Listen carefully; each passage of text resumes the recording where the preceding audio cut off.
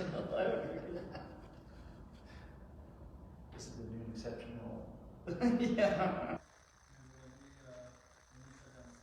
I always need to check it because last time I went live online, people are like, why are you live?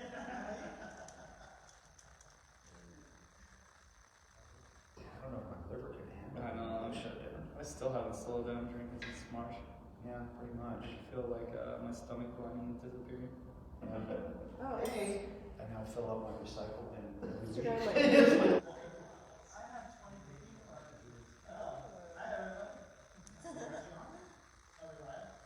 oh yeah, we're live.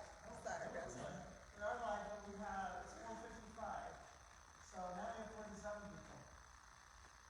It's very festive. Remember the Halloween 2 months ago and now we're doing Yeah, that's very good. 64? It just would have been us dressed normal and 3 turkeys. Do you want to say something about what we're starting here in the future? Yeah, hi folks, if you're joining in now, we're in a little early, so just hold tight, get your wine ready. And we're going to be starting promptly at 5 o'clock. It's doing well out there. Can you hear okay? Please let us know if The volume's good. Thank you. Everyone, You'll be right on. hello. Okay. Hello, everyone. Hello. Someone said been a member since 2015. Love you guys. Nice. We got some strong arms up there, someone. Nikki Shell. Nikki Shell. We love you and strong arms too. Stay strong. I know what we know what you meant. Stay strong. Thank you, Nikki. Merry Christmas, Kathleen. I'm just gonna read these until we start. Let's Is see. the Who else same is volume on? is good. What's up, Greek winery? Merry Christmas. Oh, that's us.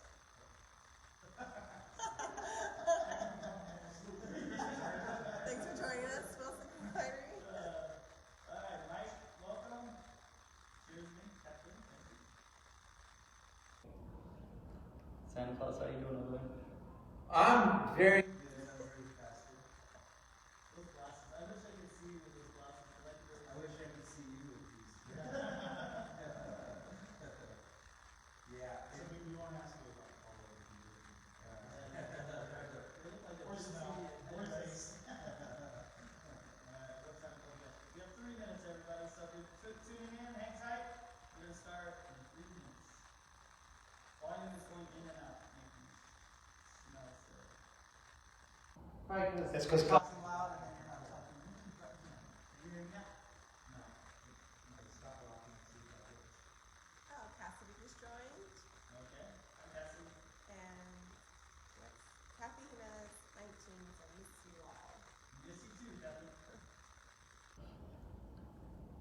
I saw Barb. Barb. Is there from school? Hi, Mark. Barb is originally from the northern state of New York, if any of you didn't know that. So Barb, but now resides in Florida, so it's a good winery. Hi, Barb. Yeah, I live in upstate New York too. Anything is better than Jersey. Jersey is a social home. I think anything on the Southern California boys left lower than 75 is Yeah.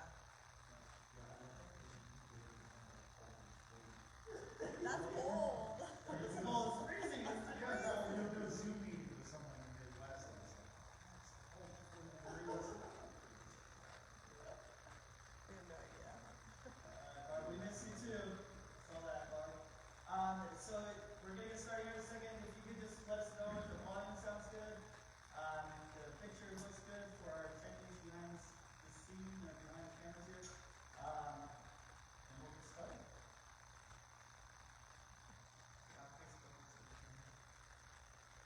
We can't hear? That's Barb. Barb, can you hear us? This is a not a line special. Everything's connected. These are working. Bounce here. Is this any better? Maybe the. So that one person can't hear. Yeah, you're bouncing, so. Instagram from here. It doesn't sound like it just.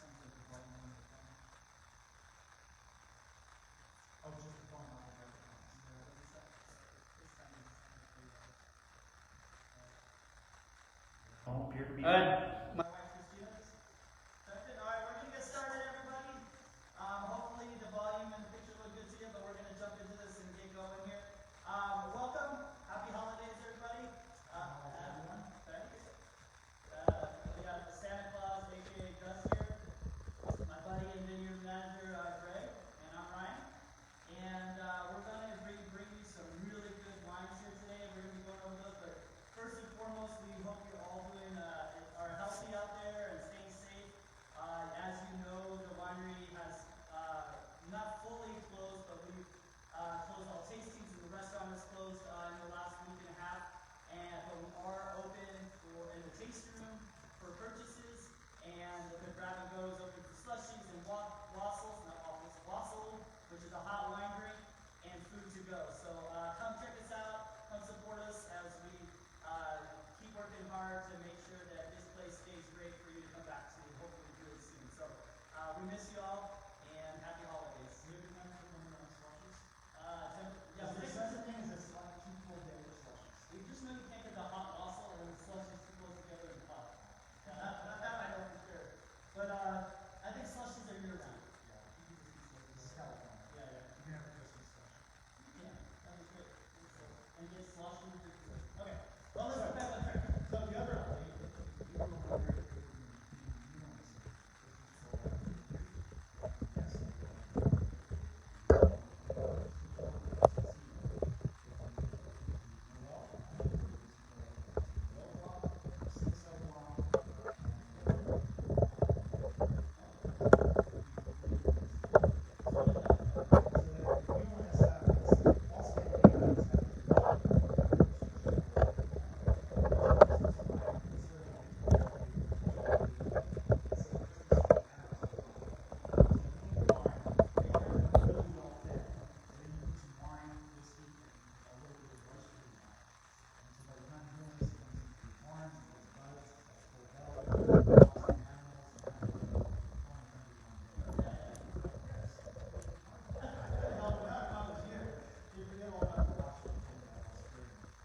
you want to say, yes.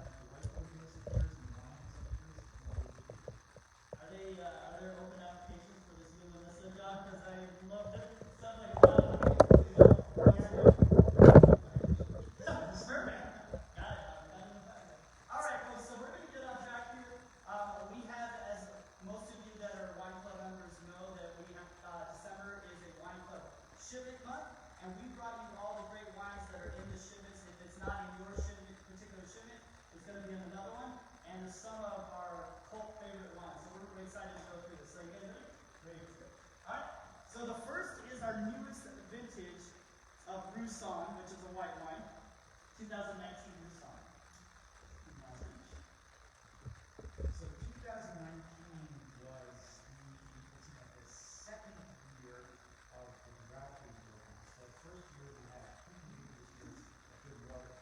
So 2019 in general was really this vintage, including the specialty wines. Okay. And that drought. Was pretty catastrophic for a couple of years, wasn't it? We had a drought for a long time. So droughts tend to, well, one that's happened with wine, the reason why we see that second year is right after the year frost. The cells for the following year don't line up for the water. So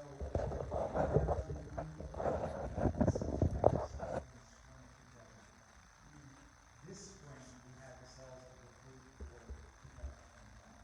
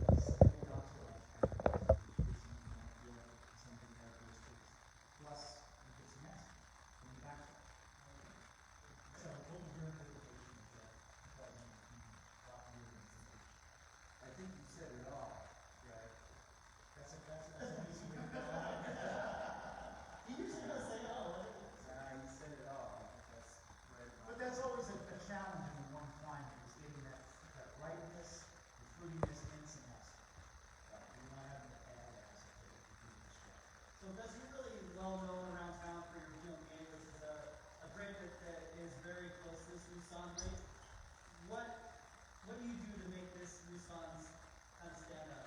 What do you do with this vintage? Oh, well, of course, we fermented this one dry, so it's So it's dry wine. yeah, it's a dry wine. Just focused on the fruit, you know, just bring out as much as I can. Of course, you know, it's a wine that is definitely acid driven, and I think this is a really pleasant little Roussanne, definitely a fruit wine. I think it'll pair out really nicely with a lot of the holiday fruits that we're looking at.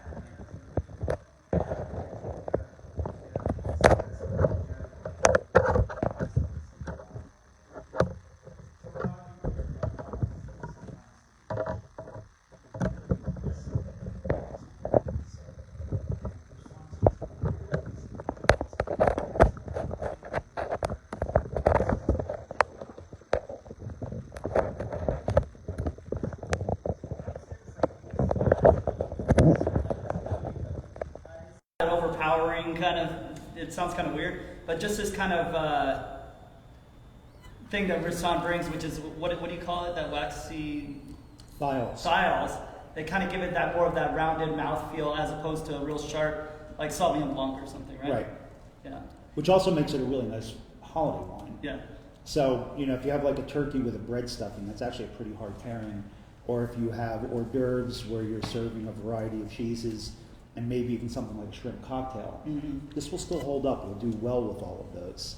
If you're doing something like ham, I think I'd go a little more towards the GSM. You need something a little more fruit, a little more kind of structure. But this is also just a really nice wine. When people come in, you don't want to like blow their palate away with a double dog to start with. Yeah. You want to start with something lighter. You want to finish the night with the You want to finish the night by blowing their palate out. Yeah. Yeah. But you don't want to start with it. So this, or a sparkling white, you know, the Brut, the Blanc de Blanc, or even the Rosé. It's just like a palate cleanser. It kind of sets the night. So if you're having Christmas, Christmas evening dinner, you could hand this out at the beginning and it'd be perfect. The other one I love in the holidays is actually the sangria, because it has that little bit of clove aspect. It just kind of tastes like the holidays. And then you just feel like but you're even in more holiday so, season. it just looks like the holidays. I mean, it just looks like a holiday wine, so it's a cool wine. Great. All right, so this is the 2019 Roussanne. So this is the newest vintage. We just sold out of our 2018 vintage, so it's perfectly coming into play here. And one of the better Roussannes that I've ever tasted that you made. I think it just keeps getting better and better every year. Yeah, this one turned out really nice. Yeah, I like this. All right. Gus, do you have anything else to say about your beautiful 2019 Roussanne? Roussanne, you don't need to put on the red light.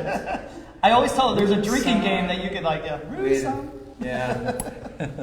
All right. So the next, so the Roussanne's in the mixed club. So in the mixed club shipment, the red that's in the mixed club shipment is the newest GSM. So this is a blend. We've been making this as long as I've been here, I think. It's a blend of 3 grapes, which make the name Grenache, Syrah, and Mourvedre. Right. All right, so you guys take it away. I'm just gonna drink.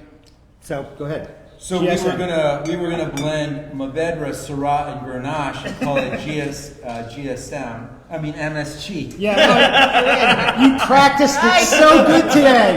MSG. Blow it. 1/2 glass and it's already Yeah. crashing and So burning. There's only like 9 ways you can make those letters go. Yeah. right now, so MSG. It's been used. So, Yeah, it's copywritten. Yeah, so we decided By to go, dietitians everywhere. yeah, this route exactly. Yeah. I can just see all the inquiries coming into info@Wilson Creek. Your wine has MSG? They're like, no, you're looking at it wrong. It's GSM. Yeah. So Grenache, Syrah, and Mourvedre. They obviously, this is a blend of 3 grapes that's been blended together for hundreds of years. Very classic. From the southern part of the Rhone Valley Correct. in France, right? Yes. So what do these 3 grapes do? How do they play off each other when you're making these wines? And what do they create here?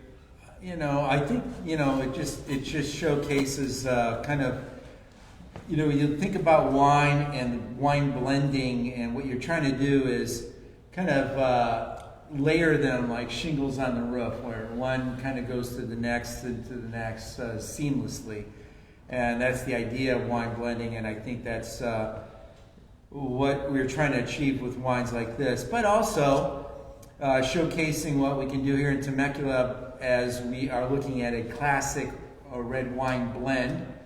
And this is it. I think it's kind of a fun thing. Yeah. I know when we first did our GSM, the reason for that is because we had a little Grenache we got, and we didn't know what to do with it. So let's just do. So it's just a SM before? Yeah, well, yeah, we did that. And so we started making the GSM, and there was, I think it was really well received, and we're seeing that in this particular wine. So I have to flip up my beard. I find red wines do stain my white beard. There was a king in France, that reminds me, there was a king in France that out in Burgundy that had them tear out all the Pinot Noir grapes and plant Chardonnay. And that's how Chardonnay started growing in Burgundy, because he had a white beard and he loved wine so much but didn't want to stain it. So you're kind of giving a nod to him. Oh, A nod. all right. So, you know, in the Rhone, this is actually the further north you go, the more Syrah, you know, predominant it becomes. Syrah is kind of one of those workhorse grapes. It's also very adaptable. It likes the heat, but it'll also ripen really well and a little bit cooler.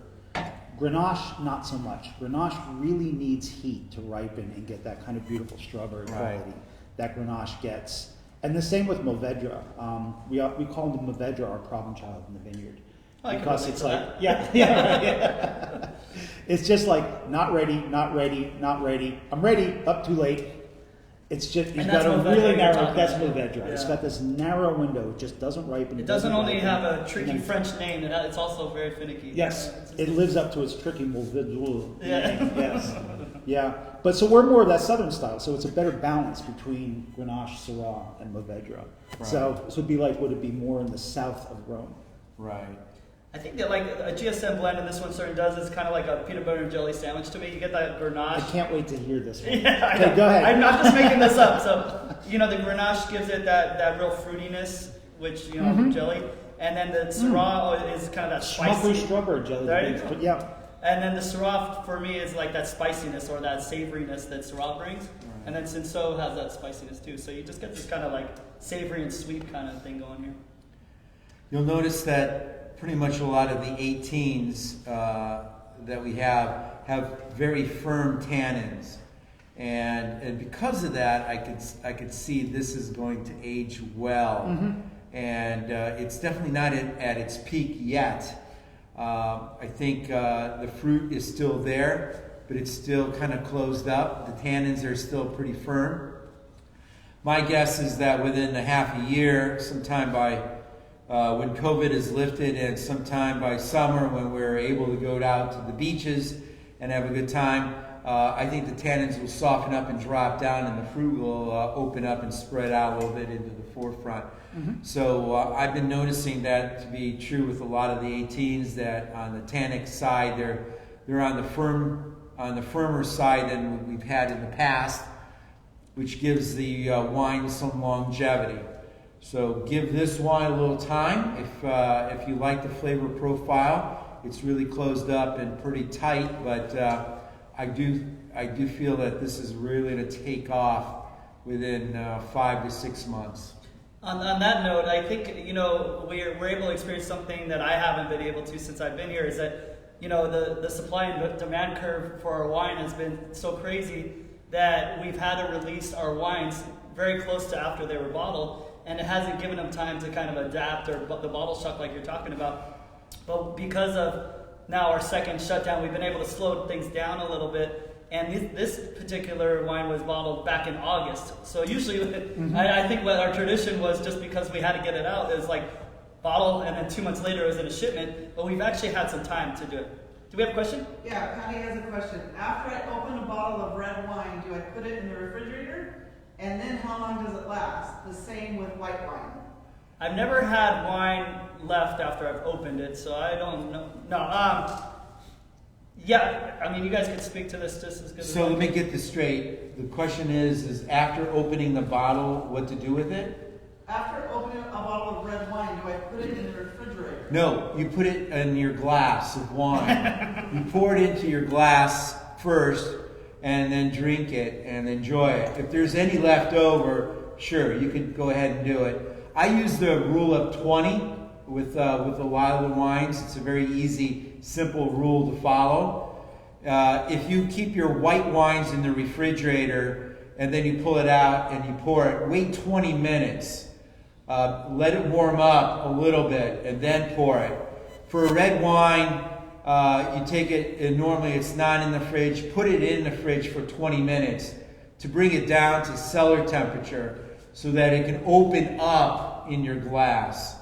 In the case of having a bottle of wine that's not fully consumed, I think what you need to do is go ahead and take it out of the fridge, leave it on the counter for maybe 20 minutes to a half an hour, let it come to temperature, let it come down and warm up a little bit to where it needs to be before drinking it. Yeah. And I think you'll be fine.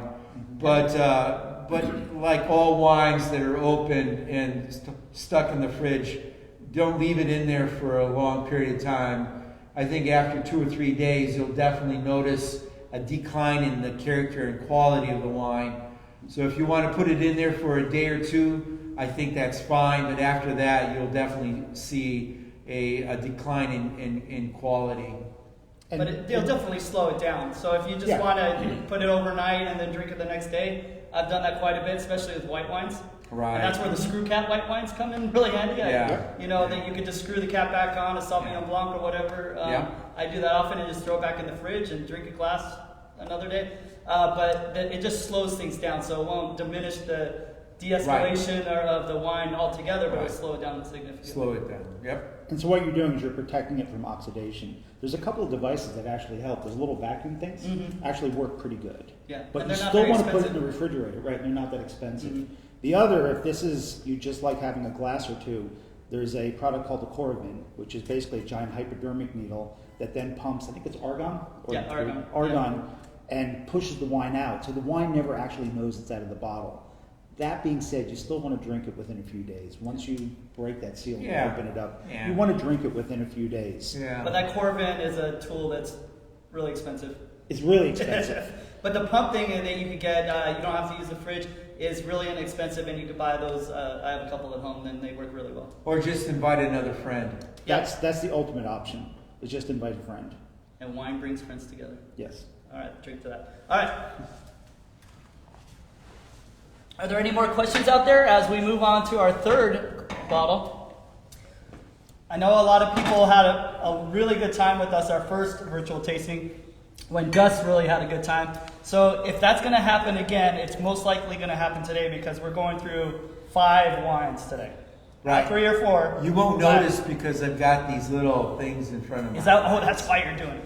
All right, so our next wine, 2018 Merlot. We have this in a black reserve label. And we've actually changed the look of this label a little bit. This is yours. Thanks, sir. 2018 Merlot. All right. You guys go. Go on Merlot. So Merlot gets a bad reputation mostly because of that movie Bottle Shock, which was Sideways. Sideways. Yeah. The movie Sideways, which Damn Hollywood. But the funny part was, that wine bottle that he had saved, that special bottle. Yeah. Guess what it is? it was It's a Merlot. Was it? It was a was it? Bordeaux. Oh, yeah. It was left back, so it Exactly. was predominantly Merlot. Merlot, exactly. Yeah, I mean that's kind of the inside joke. You Yes. don't know what's going on. Yeah. But it's really too bad because Merlot really is a great grape. It's kind of one of those workhorse grapes. Unfortunately, it became popular really fast, and the market got flooded with some really poor quality Merlots. And so it got a bad reputation. But a Merlot done right is just an absolute, it's one of the noble grapes. It's one of the workhorses, and it's just a really great wine. Unfortunately, it doesn't have the chic of, some other, like a Petite Syrah.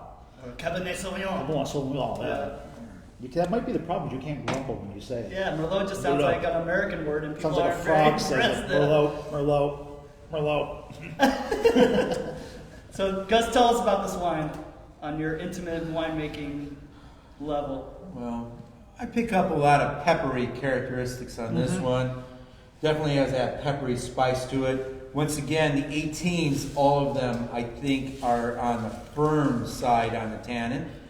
So they will, of course, soften up with time and develop. And I think this one, again, about a half a year, I think it'll really pop out the fruit. So, you know, there's some blackberry and cherry in there, but it's definitely on the peppery side, spice to it. It's got a really nice balance between spice and fruit. Yeah, And even more on the front end. A lot of times you won't get some of those until a little bit further in the back end. This just starts out spicy, which makes it another really nice food wine. Right. I really like this wine a lot. Part of what you're probably picking up here, Gus, I forgot to tell you, when we harvested these, they were using the harvest bin to remove some pepper tree clippings, and I forgot to wash them out. Oh yeah, so that's a joke, everybody. Oops. Yeah. Funny. Gus, I'm reading my tech notes here. I think you did realize something really interesting is, Merlot and Cabernet Sauvignon are kind of the yin and yang and are often blended together. Right. Merlot gives that mid palate, and Cabernet kind of gives that finish and the beginning part, and Right. fills in. You put 6% Cabernet Sauvignon in here, even though it's mostly Merlot. Correct. And I think you could really, especially in the finish, it really helps hold on where Merlot sometimes falls off. Yeah, and brings it helps it out. hold off in the end.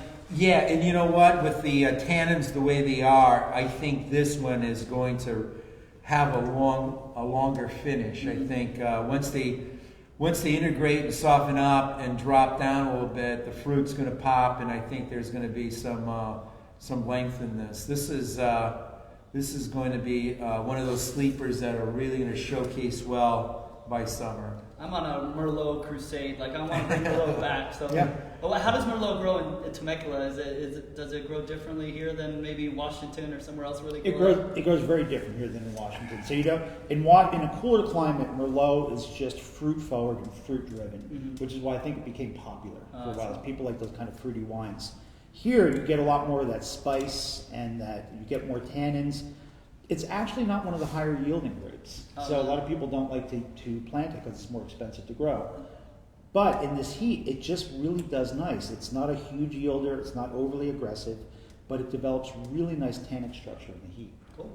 Yeah, I just like Merlot a lot. Me too. So this is in the red shipment, so any of you that are in the Reds Club will get this. But any of you members can get this for this wine and any of these wines for 30% off this month. So just a little plug there while we're halfway. And we'll talk about pairing with this wine a little Oh bit. yeah. Because it's kind of unique. Because it has that little bit of fruit, but it has a lot of spice in the front. A lot of times meals that are a little bit spicy are hard to pair with. Oh, yeah. Like, for example, if you do a ham that has a lot of clove. That can be a really challenging one. Oh, this would will go hold well up. with This the would ham. hold up to it. Yeah, really well. And I think a lot of beef dishes Yes. on this one, Yep. definitely. Yeah. Yeah. So it's Wow. especially if you have something that's not, it's not quite beef bourguignon territory, but it's a good hearty, like what's the classic beef dish for Christmas? A sirloin. Yeah. This would hold up Or a beautifully. roast. Yeah, good. We have a We have a question. Debbie's asking, which red wine would you recommend to pair with a pork tenderloin? Pork tenderloin. Yeah, I think this Merlot Yeah. would go great with that. It I kind of think- depends. Pork tenderloins can be a little bit on the sweet side, or they can be a little bit on the spicy I'm leaning side. toward the GSM on that one. You think Yeah, so? because from what I'm used to with a pork tenderloin, they tend to be a little bit on the sweet side, Right. and the GSM just supports sweet really well. GSM, I think, would go with a pork tenderloin. Movedra, I think, would go well with a pork tenderloin. I think it depends on how you prepare them. That's kind of Yeah. what you guys are alluding to. Is pork loin is a white meat, so you want on the lighter side. So that's probably why you said Movedra, right? Yeah. But you need something that has, depending on how you prepare it, you want something to, go with that seasoning or whatever you use for that. She Right? said smoked. Oh, now you're going smoked, huh? Oh, Oh, definitely. I would go with a GSM on that Yeah. one. Something with I Syrah. would, and something I would with go Syrah. with a GSM. I would go with the Movet on a pork tenderloin. Because I- Movedra and Syrah, which GSM is the essence, Yeah. GSM both are known for spice. Yeah. So I would pick those two. Yeah. So GSM or the Movedra. When are we invited? Oh, we're sending a question Yeah. back. Yeah, Yeah, this is yeah. interactive, everybody. Smoked Yeah. tenderloin? I'm there. So we're Let's gonna ask go. you all a question. Okay, when are we invited for dinner? That's there. All right. But when you're pairing foods, oftentimes the most important question is what's the sauce, or what's the treatment? Is it smoked? Does it have a sauce? It's like with turkey. You can have everything from a cranberry sauce to a standard bread, and it's two totally different things. Definitely. So we got to get a little more specific there, and then but GSM and I think the Meritage, like you said, are really good picks. All right. We're on to one of the cult favorite wines. We've been making this blend for a while as well. This is the Meritage, and it's a 2018 Meritage, and I'm just honored to pour this bottle every time I do because it has Jerry and Rosie on the front label. So, Jerry, we miss you. This tasting's for you. All right. So this is the Meritage. I kind of like this get up because look, I can have it there and I can just mask up. Like You go from like Albert immediately. Einstein to Santa I Claus? can mask up immediately. Look Yeah. at this. I'm here, and here we go. All right. All right. So first I like to that. Jerry. To Jerry. To Jerry.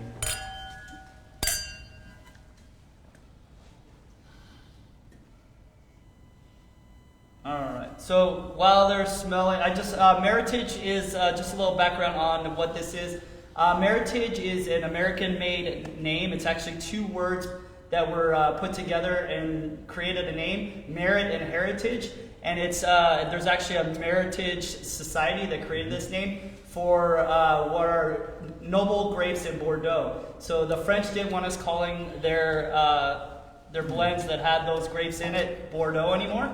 And so now we call it Meritage. So this is a representation of our Meritage. Right. Did I say that right? Yep. Okay, thank you. You got it right. Yeah. Debbie's saying she's making the pork, you bring the wine, and you're welcome anytime. There you go. I'm a married man. Married man. No, I'm just kidding. We'll come by. All right. I was looking at the computer. All right, guys. So tell us, or one of you guys, take this away. 2018 Meritage. So there's Cab Franc in here, which is it's Cab Franc heavy. This changes every year, by the way. Cab Franc heavy. It has Cabernet Sauvignon, Merlot. Let me check my notes because I know I don't want to get it wrong here. Cabernet Sauvignon, Malbec, Petit Verdot, and like I said, Cab Franc. So those four grapes. You definitely get the influence of Franc on that right off the bat. And what is that? What is what? The influence. The of influence, Cab yeah. Oh, the influence. I think there, the fruit's there, but it has that little pepperiness to it. I think there's a floral note a little bit, but the structure is there. It's that little floral, peppery note to it, I think. But I think you get it right off the bat, and then it goes to the other varietals real quickly. But right off the bat, you get that character. There's a lot more fruit in here than I expected initially, and it's an 18. And like I said, all 18s are firm on the tannin. And this one seriously, I think is going to hit it out of the park. Yeah. I think it will. I think too. I like that you went last year. The vintage before this, you were the blend was different. It was Cabernet Sauvignon and Merlot mostly, and we got a 92 points on that with in the rating. Yeah. So this is a whole different wine, but still has the presence of the previous vintage that I'm really impressed with. It's a very approachable wine. I mean, if you really sit down and there's depth there that I like. You sit back and then you swirl it in your glass, then you smell it again, and then all of a sudden you pick up the oak smoke and the oak spice. Yep. And the next thing you do, you smell it again and you get this little floral note. And then the next time you smell it, you just get a little fruit to it. So it's a very interesting wine. Really want a good one. I'm going to really look into this one when I do something. It's interesting as you make the wine. You kind of have this prediction, but as it unfolds, and develops with time, it sort of sometimes goes into a direction that you didn't expect it to. And this one is definitely going to be some wine that I'm going to be looking at and learning a lot about. Does it make sense in Temecula to make a Meritage that's Cab Franc heavy? Is that the winning thing, or should we have a cab heavy. I don't know. Well, So the Cab Franc that we're currently selling in the tasting room is one of my favorite wines right now. yeah. So I don't know. You know, Cab Franc does so well in Temecula. Well, I'm gonna definitely look at this one. It's gonna be really fun. I Cab really Franc enjoy it. is one of those grapes that, because we're a relatively new wine region, we're finding out that there's varietals that just really do well here. Petite Syrah was an early call in the valley, and it just hits it out of the park. I put a Temecula Petite Syrah against any Petite Syrah anywhere, and it usually holds up really well. I think Cab Franc's another one of those. In some areas, the Cab Franc can be a little bit grippy, can be a little bit tannic. The fruit doesn't come out. Here, it matures just beautifully. We like it so much, I just got done planting 6 more acres. Oh, good. Yeah. So we're going to have some Cab Franc. It's going to be part of the Right. program. Also, what I love about this particular blend is Gus isn't locked in.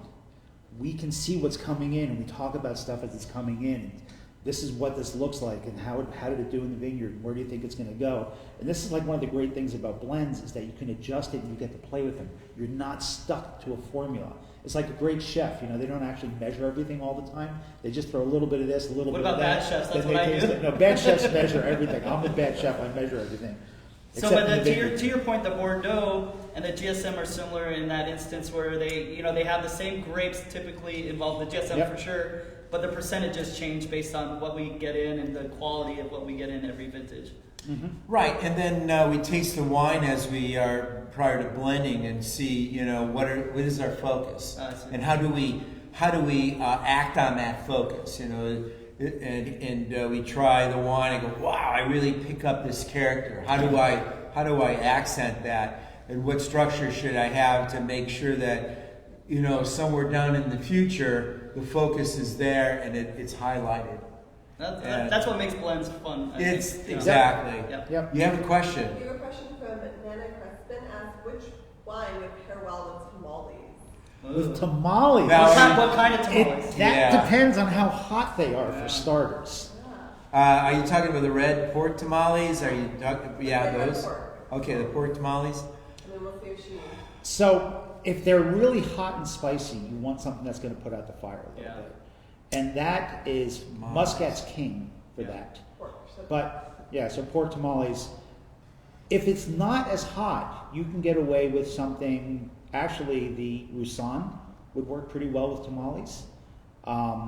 If you want something a little bit on the sweeter side, the white cab might work pretty well.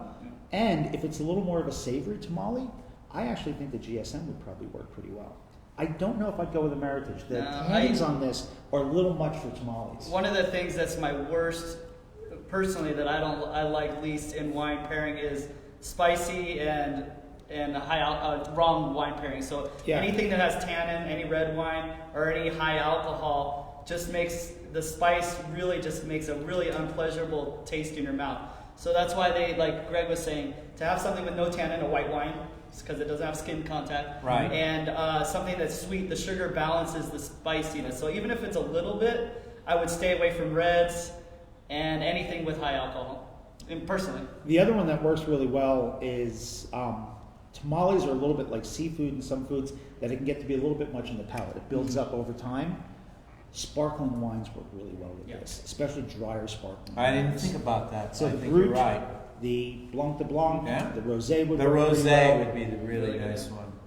Yeah, the So I hope that rosé. answers your question. Maybe even We're the gonna try it peach. tomorrow after she makes them. Thank you. Are we invited to dinner at your house Yeah. too?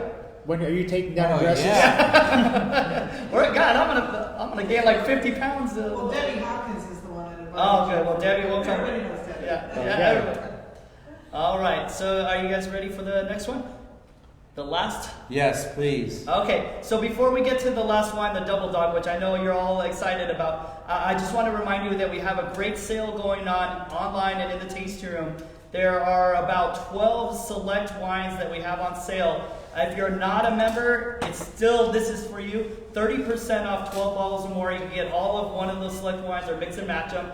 And it is on these select wines. Or for members, it's 50% off. So not 15, 50% off 12 or more of these selected wines that we have in the tasting room. 50% online. off? 50% off I cases don't or get more. 50% off. Oh, you can get it on the sale. We had to actually take away from your discount to give Oh, to the okay. members, so Glad thank it you. went to a good So how do price. they get it? Do they have to come in, or can So they they do could it do online? you guys could do one of two things. They could come into the tasting room, which we would love to see it. There's a few of us still here, and or you could go online and purchase through our website, WilsonCreekWinery.com. But you have to ask for it while singing the wassailing song and say, instead of asking or something pudding, it's give us our discount. Oh, there you go. Yeah. Can you whistle the wassail song? Wasker the rabbits can whistle the wassailing song, but no one else. So Ryan, if they come to the winery to pick Yeah. up wine, what do? They just come in and they go to the tasting room? So the tasting room is open, the front part of the tasting room, so you can just park your car. We still have the temperature check in the front to make sure everybody's good. And then you come in the tasting room, pick up your wine club shipment, pick up any wine you want for gifts or for the holidays, and purchase those at the cashiers. And stop by and get a slushie. Yeah. It's well worth it. Get a slushie. some wassail. Or some Whistle the wassail, Whistle the wassail song. which is a hot Are you spice doing- wine. Are you doing curbside? We're doing Pickup? curbside too, so if you pull up, we will run out there and take care of your order or your wine club shipment as well. So And are you still washing your car and rotating your tires? rotating tires sometimes. I think if I rotated tires, you'd drive off with three tires. You don't want me doing any manual That's labor why out we there. don't have you up in the shop. All right. Yeah. All right. So our last pick of the night. Again, this is part of the Reserve Club, like the Meritage, and this is the 2018 Double Dog. Double dog? Double Dog. I always say with the Jersey accent, which So you're getting buzzed too, huh? Yeah. Yeah, me too. Hey, but Julie Sulfurino wants to say hi. hi, Julie. Oh, yeah. Hi, Julie. All right. So the 2018 Double Dog with two dogs. Double Dog on the. All right, so this Double Dog is always a blend of two grapes. Mm-hmm. Two of our most popular grapes, Petit Syrah and Cabernet Sauvignon. Mm-hmm. Not exactly 50-50, but pretty close. Roughly. Yeah. Roughly. And two very different grapes. Okay, tell us You know, about so that. Yeah. Petite is actually Petite's a really hard grape to grow. Is it? It's very sensitive. It ripens slowly, and it's another one of those not ready, ready, too late, you missed me. Mm. It's got a very narrow window. The clusters are also super tight, so you have to be really careful to make sure that it doesn't get any kind of mold or anything in it. And fortunately, the biological practices that we're using work way better than the chemical practices. So I have virtually no mold problem with it anymore. But it has those big clusters. It's very fruit forward. It's very kind of fruit driven. And it has a great front end. Whereas the cab tends to have a really nice back end. It's not always so strong on the front, and they just blend really nicely together. It's like a nice relationship where you have someone who's kind of outgoing, someone who's a little more introverted, Yeah. or someone who's a nerd, and someone who's, you know. Why do you look what's at the me when you opposite said of a that? nerd? Yeah, cool. Cool. Yeah. That's it. You couldn't even. We both even don't know what the opposite of a nerd is. Okay. Yeah.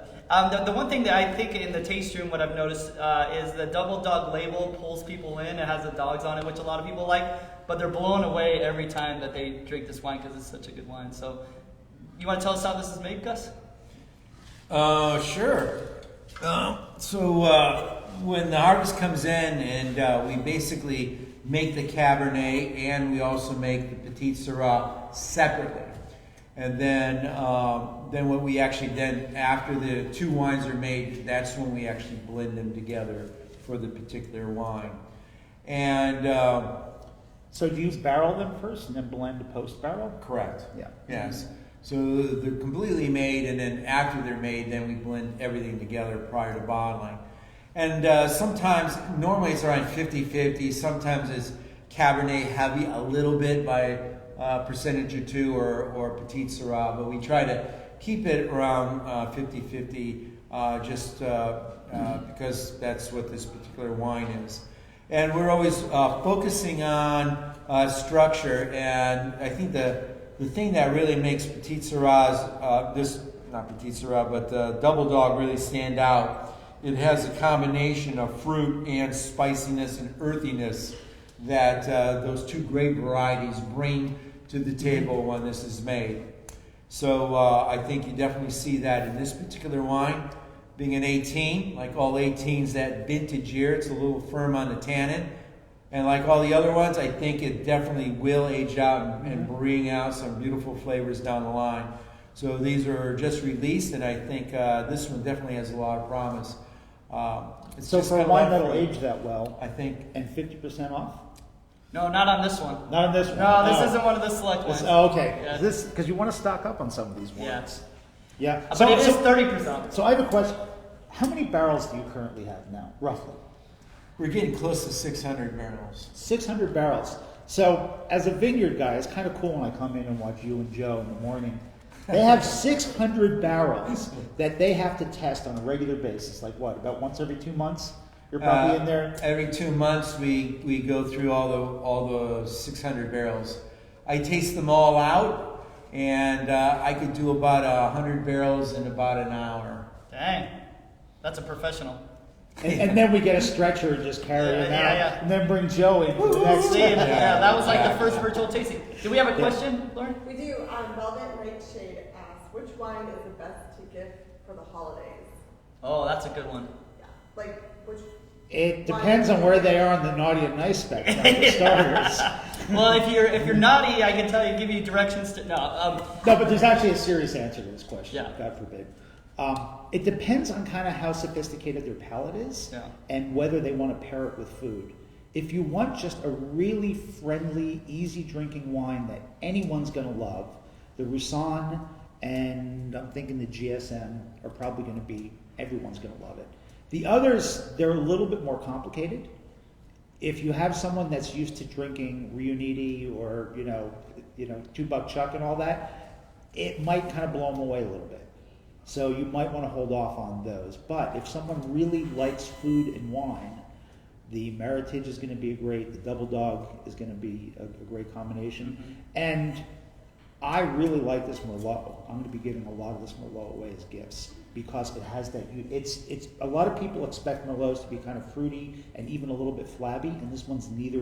It's it's not fruity, flabby but at it all. is spicy and complex. I mean, it really opens up nicely. So it's a really good gift wine. Don't forget our sparkling wines. I think they're always a good gift to give to people. Knowing the person who's receiving it, the beauty of that is that we have both dry sparklers and also on the sweeter side and fruitier side. Sweeter side and fruitier side. So look at that. If they like dry wines, I think our Blanc de Blanc is a really good choice. If you're looking at something that or the rosé, all Brut dry. rosé is also dry, I think those are great. The peach Bellini, of course, that's the hit. We're known for our almond, which is kind of fun.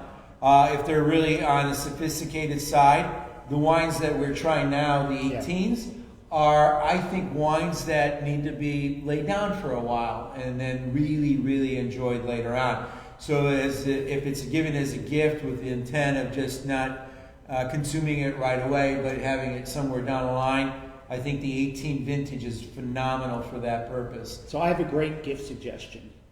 Any one of these that could use a little aging, buy a case and then make little neck hangers for each one with a month name on it. And then invite yourself over to share that bottle with them for each one of those months. It would be like Fruit of the Month or Wine of the Month Club or something. I don't know how you guys have this self-discipline. I don't let any wine sit that long. So I'm Gus, I know you're the Just buy winemaker, more. but as a consumer of these wines, and I've been tasting a lot, yes, they're young, but they're ready to go now. And I enjoy agree. them. I agree. Well, now, my take on just one that would be just very easy to gift would be the Meritage, and Yes. the reason being that it's a blend of several different grapes, so it could really, if you don't know exactly what that person likes and you just know they're a wine person, they'll like it for many different reasons. So you're not going to pin them into a corner, oh, they're a Merlot lover, or they're not a Merlot lover. They'll like it if they like any of those grapes, and it's really diverse. So I think that's a real safe gift idea, the Meritage, in my opinion. And if they're sort of a down-home person, you can give them a Meritage. If they're a little bit snobby, you can give them a Meritage. Right. Now, if the person that is receiving the gift is a cigar smoker, Don't forget our ports. We've got the Decadencia, which I can tell you is phenomenal with port. They're smoking. So if you're looking for something like that, the ports I think are great with that, and they're really nice little gifts. I think you can't go wrong with that. And you So can there gift you wrap are. it with a Febreze. Yeah, exactly.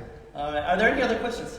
Yeah, I actually Wendy? saved up a bunch. Oh, Oh, good. good. Okay. So, is it necessary to get a wine fridge? No. Remember Gus's 2020 rule. So you can save. Now here's the thing: if your house tends to be warm, you might want to get some sort of refrigeration. You really don't want to let wine get over about 65, 68 for most of the time. 70's pushing it a little bit. If you tend to live in a warm house, the wines will tend to age really quickly and oxidize. But you don't necessarily need a wine fridge. I have a wine cabinet and it keeps everything at 60 degrees. It'll just age well. If you're not going to be storing wine for a long time, take that $5,000 you'd spend on a wine fridge and buy $5,000 That's worth of nice wine. fridge. Oh my gosh. They're expensive. Have Yeah. you seen these things? They're nuts. Yeah, it depends on how much wine you have in back order. You know, if you have cases and cases of wine, it may be something that you want. But you know what I do, and I don't have a wine fridge. You think I don't I either. would have? Do you? I put it in Yeah. cases and I keep it in the closet. It's always cool in the closet, in the bottom, and Yeah. whatever. And then I think down the line, hey, you know, I'm going to be people are coming over, or whatever. I pull out what I want, and then I get those ready. And I use the rule of 20 and just put it in there for 20 minutes, or pull it out for 20 minutes, and it's great. It's perfect. So it's not necessary until you've got cases and cases of wine. You're You not. want to hold on to. For Yeah, you wine. want to Right. hold on to it. Then I would say, but if you're not there yet, I don't think you need to make the investment. But the things that will kill your wine are heat, movement, sunlight, and if you could, And disco music. and disco music. Yeah. And, if you could supplement the wine fridge with something like a dark, cool closet or something like that, then you could do that. Yeah. easily, Yeah, I just have a walk-in closet with a small cooling unit. And you And I just have a just nice keep house. tons of wine in it. Awesome. All right, Wendy, do we have any? I also put the dead frozen bodies in there. Yeah. A couple people asked about the Spaniard. And are you going to bring it back? The Spaniard, well, Yeah. the Spaniard was, we have these one-off wines and blends, like the Venetian, which was another wine, but the Spaniard was designed as a one-off. It's not, we did not create it with an intention to bring it back again, but it certainly might make an appearance in the future. But we don't have. Now the thing with that, and this is a good lesson to be had, during the course of making these wines, and you're trying these wines and they go, I really like that. Well, think about this. You're not the only one, especially if it's a wine blend that we're doing like the Spaniard. And what will happen is that will sell out, and there you are. You're left without any. So now is an opportune time when you come across something you truly like, especially a wine blend like the Spaniard. Yeah. Buy as much as you can. Maybe use that wine fridge then and have everything ready, because once it's gone, it's gone. But the beauty of what we do is we're always experimenting. We're always thinking outside the box. So we had something like the Spaniard, We which had the is really Tempranillo that like. fell in our, we don't grow Tempranillo, but we got it that year, right?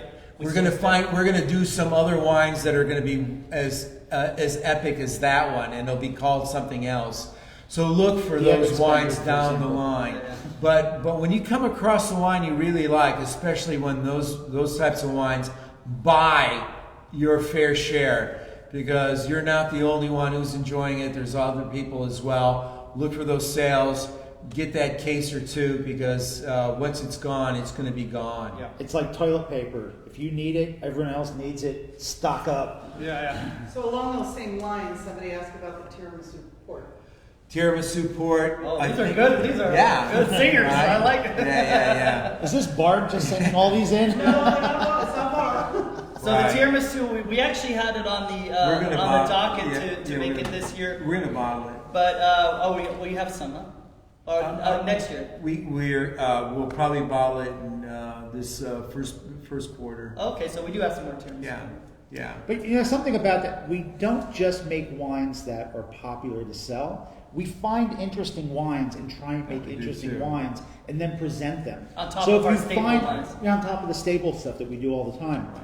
If you find something you like, talk to the wine server saying, I liked the Spaniard, I like this, and they'll say, oh, you might also like this. Yeah.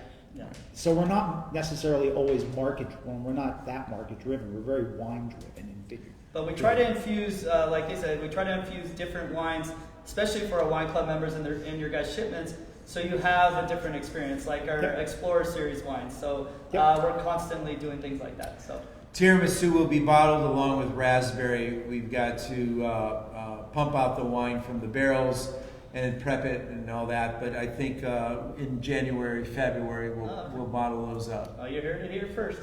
Yeah. What's another question? That's what we're looking for. Somebody asked if I want to gift a membership, how do I do that? What does that include? So you could gift membership, definitely gift memberships where you could pay for a certain time of membership for a friend or a family member, and you can go onto our website, and on the left-hand side there's a column with a bunch of different clicking points, and one of them says gift membership. And when you open that screen up, it'll give you a lot of different options. If you want to do 1 month, I think it's 3 months and 6 months, and then or a year, and you could actually pre-purchase those shipments for your loved ones. And it's right above the button for you to rotate your tires. Yeah. I want to. Yeah. That's not a gift. That's a nightmare if I'm doing that. So, all right. I hope that answered your question. The question is, if wine is too sweet, how do you make it less sweet? You get a different wine. Now that's a good question. That's a good question. Don't tell her to cook it. It's like when you're making it. Got it. Yeah. Oh, and you're making it. Got it. Oh, okay. That's a good question. So, as a winemaker, what you do is you make wine from grape juice. So, grape juice, when it comes in, is very, very sweet. And it has all that sugar, and of course, it has zero alcohol. When we're making the wine, what we're doing is actually fermenting. We're introducing a yeast cell, and the yeast is consuming, it's eating that sugar, converting it into alcohol. So initially you have 100% grape juice, 0% wine. As it ferments, it starts changing. You get 99% grape juice, 1% wine. Goes on and on and on. To make a sweet wine, what you do is you leave some grape juice unfermented. So you're down to like 2% grape juice, and the rest of it is wine. That makes the sweetness. To make a dry wine, you simply let the yeast ferment all the sugar. So all the sugar goes dry. It's 100% fermented, so that becomes a dry wine. Dry is the lack of sugar, not the tartness of the wine. It's the lack of sugar. So to make a dry wine, you simply let fermentation go 100%, as opposed to stopping it at 98% or 97%. So the winemaker has all the power to determine how sweet that wine is by controlling the fermentation. Recipe. You must be your wife. I like with that question how Greg and I automatically went to how do you make a wine that you opened? Like a sweet wine, how do you make it dry? And we're like, I don't know. But you know, there's sometimes confusion around this because people will read or they'll see a movie or something where, especially in Europe, the northern regions of Europe where it's cold, you're allowed to do something called capitalization where you add sugar to that. But we we're in don't a do warm climate. We're not allowed to do that, and we would never want to do that because the grapes come in with plenty of sugar, and the winemaker has the option of stopping it at that right point. That's part of what makes a port. You stop a port while it still has tons of sugar in it, and it would naturally ferment in the bottle, except we use the magic of alcohol, and we bring that alcohol up to the magic number of 19.5% or whatever that is, and it's just not going to ferment after that. Right. Any other questions? Well, the last and final question is the best question. Okay. Do you have any lady wine experts at Wilson Creek? Very good. Yeah, You mean good ones today. Thank you, Lynn. Yeah. lady wine experts? You know, you should bring the ladies from the vineyard and winemaking team. Yeah. That's a very good question. So- So So in the wine production, wine making department, we actually have two really talented gals that work in production, and they I love bring this question, in by the way. they bring in an interesting element into winemaking. They're able to smell and taste things and look at things in a different perspective than myself and the cellar master. So when we're tasting wines or whatever, we have a certain perspective. They bring a different one. So hopefully, as we progress down the next couple of vintages, you'll see an influence of these two really talented girls that work in the department. And there are also a couple of really great ones in the vineyard department as well. Yeah, so in the vineyard, we have a crew of 18. We have 5 women in the crew of 18. 3 of them are actually women who are doing internships. They all have bachelor's or advanced degrees, and they're all doing research with me. So my entire research team is female, and they're brilliant, and we're doing really incredible research with them. And so, yes, there is a great influence. There's a real trend for more women having influence in the wine industry. In Temecula, one of the first women that came in here that made a real splash is Olivier. And she is just over at Ronzoni. She's making great wines, but it's an interesting influence, and it's a really positive influence. And we're glad to see more women getting involved in the wine business, because they have a different sensory aspect, and they bring an interesting dynamic to the working team. Definitely. So, yeah, it's a great trend. That's a great question. Thank you. And then just for the record, Lisa Kex, who's the wine club manager, will be here sometime. She hasn't made it to the seat yet. Yeah, why don't you do that? She's going to be here. She's actually scheduled later on, so They'll do she'll a be women here wine for these tasting. tastings. Yeah. Yeah, why don't we do that? Yeah. Get the. And if they don't want to do it, we'll just wear wigs. No, I think something might give it away. What? That's a good idea. I think maybe we should have the cellar crew out here, and you get to meet them, and then you can get their perspective of the wines and see what you think. Perfect. Yeah, that's awesome. All right. Any other questions, ladies? All right. I want to add another part to that. It's also interesting to see young people coming out of college having a tremendous interest not only in winemaking, but the environmental aspects, the whole food and wine pairing, the cultural aspects. I mean, it's a really great trend having the young folks that you have in the vineyard, in the cellar, and the ones that I have as interns in the vineyard are bringing a whole new dynamic, and it's just Females a really and great males, trend. both, Yeah, both. But it's interesting seeing the women that are working on my team are really focused, and they're studious, and they're just great to work with. And I don't know if that's a male-female characteristic. I think they're just good people. Yeah, they're just good people. Yeah. All right, folks. It's a Well, great thank you trend. so much. I think we're at the end of our time. I don't know, ladies, how we're doing. Okay. We're about So to we're going to wrap it up here. On behalf of the Wilsons and everybody here, I just wanted to say thank you for your support. Shutting down to limited capacity is very, very challenging, and we wish you were here. But we're all hanging in there, and we can't wait to open again and see you soon. Right. Wines are available online, and if you want to come to the winery, you definitely can do so.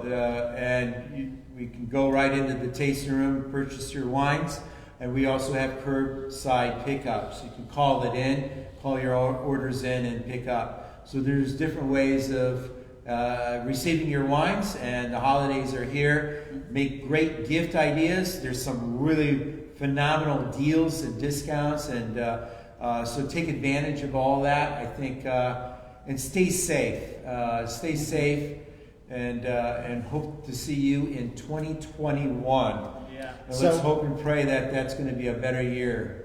So I saw a T-shirt that said 2020, 1 star, said not recommended. I agree. That's for 2020, but I do want to kind of add that we just really appreciate the support that everyone's shown to the winery and the community, and we miss you all, and we really look forward. On the winemaking side and the vineyard side, really not that much has changed. We're just chugging along, and the inventory is building up a little bit, which is good. So when you show back up, there'll be plenty of wine, and we look forward to seeing everyone. Yeah. Happy holidays, everybody, and thank you again for your support. Have a great night. Happy holidays, everyone. Cheers. Cheers. Doing. Doing. Ding.